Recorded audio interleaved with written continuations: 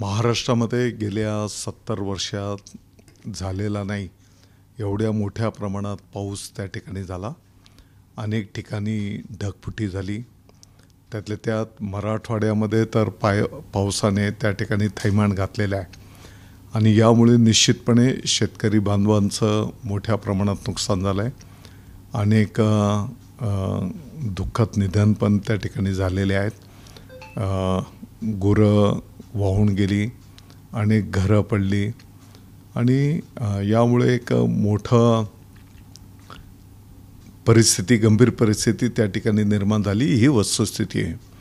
आणि म्हणून आपण जर बघितलं असेल तर अगदी आत्तापर्यंत पंचनामे होऊन जे मंत्रालयापर्यंत कागदपत्र सादर झाली त्यांच्यासाठी 2000 कोटीच्या पुढचं निधी मदत तात्काळ सरकारच्या वतीने त्या ठिकाणी देण्यात आलेली आहे। काल अतिशय गंभीरपणे कॅबिनेटमध्ये या विषयावर सविस्तर चर्चा त्या ठिकाणी झाली आणि आज आपण बघितलं असेल तर स्वतः माननीय मुख्यमंत्री महोदय, माननीय उपमुख्यमंत्री महोदय, अनेक मंत्रीगण त्या ठिकाणी शेतकऱ्यांच्या बांधावर जिथे जिथे प्रत्यक्ष नुकसान झाले त्या ठिकाणी जाऊन आढावा घेत आहेत। मला वाटतं की ज्याही शेतकरी बांधवांचं नुकसान झालं आहे, जे काही घटना झालेल्या आहेत त्याप्रमाणे शासन त्याचं गंभीरपणे नोंद घेऊन तात्काळ मदत देईल। आता isakal.com आहे देशातील नंबर 1 ची मराठी न्यूज वेबसाईट। प्रत्येक अपडेटसाठी isakal.com ला नक्की भेट द्या।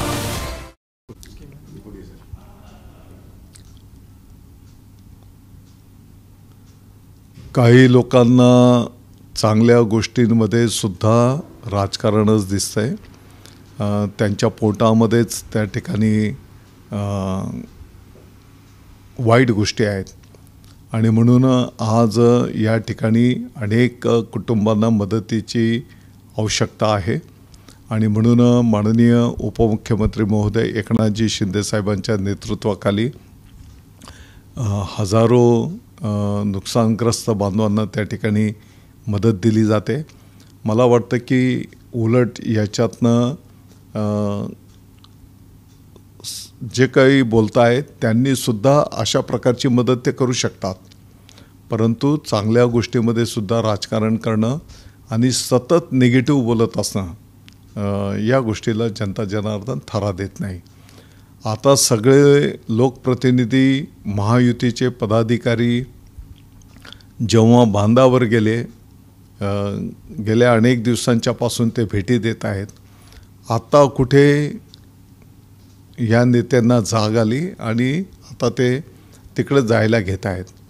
मला वाटतं की निव्वळ अशा भूलथापांना जनता जनार्दन बळी पडत नाही। देश विदेशातील प्रत्येक घडामोडींचे लाईव्ह अपडेट मिळवण्यासाठी आता साम टीव्हीच्या सर्व सोशल मीडिया प्लॅटफॉर्मला लाईक, फॉलो आणि सबस्क्राइब करा। तसंच सर्व नोटिफिकेशनसाठी बेल आयकॉन प्रेस करायला विसरू नका।